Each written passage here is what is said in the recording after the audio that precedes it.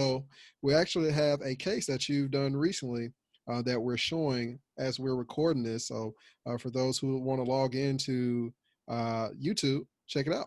And so can you kind of go through this case? We have pretty much the preoperative images up at this point.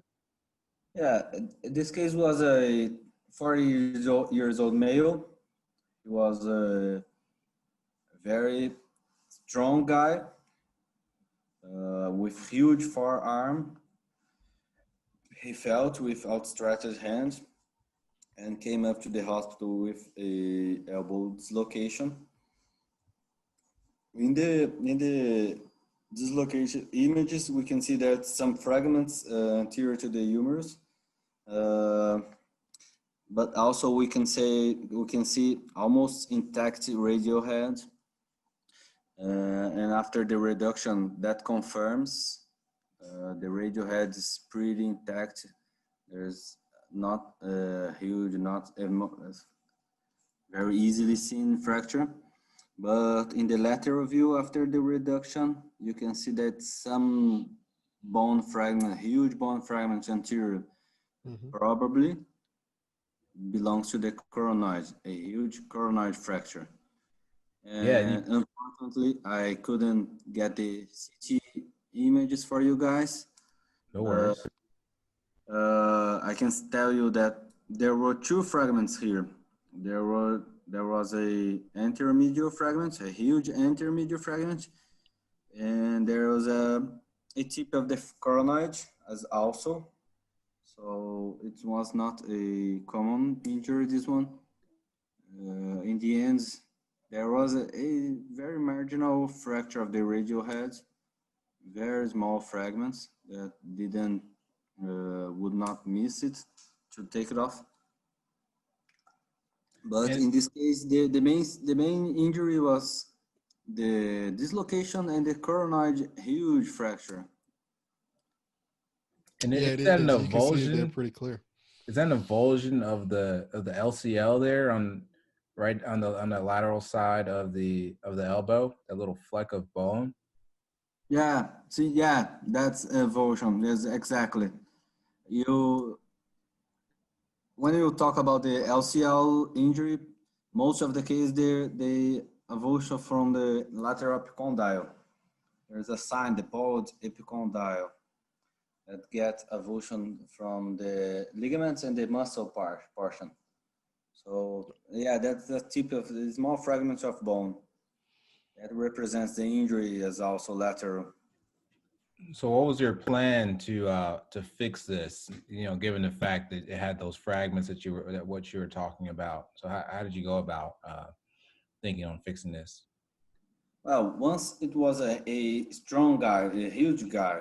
He worked with construction, so very strong. So I thought at first that I would need to give the most of stability that I could get, I would need in this surgery. So I started working with lateral, the Cocker approach, and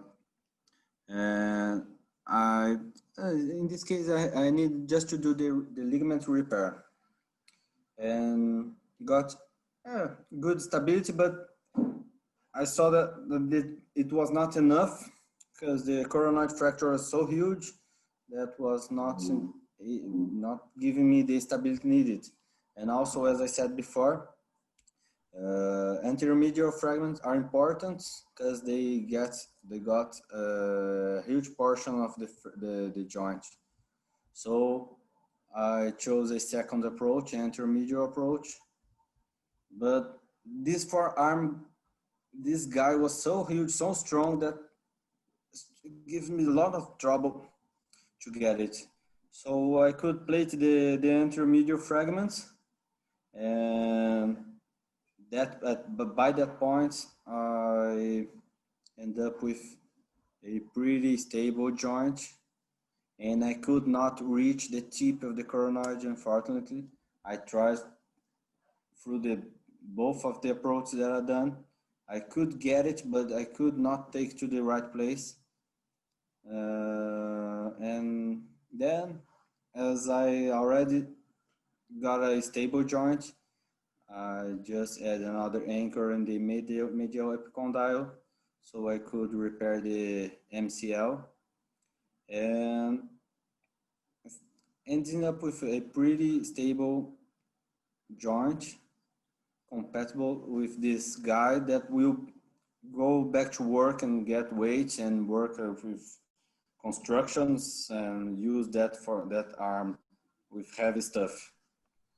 Now, I had a question regarding your exposure of the ulna and the coronoid. When you're getting your rune to put that plate on, I assume you're elevating some of the capsule, off the ulna. Is that correct? I just haven't seen too many of these cases done, or if I have, it was probably when I was a med student. I did not know what was going on.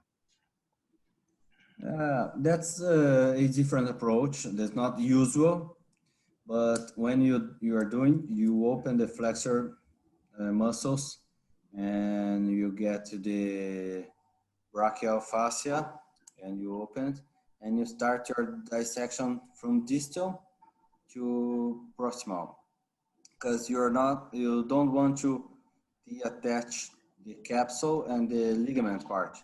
So when you identify your fracture margin, your fracture line, the distal part of the fracture, the coronoid fracture, that is almost enough you need to do.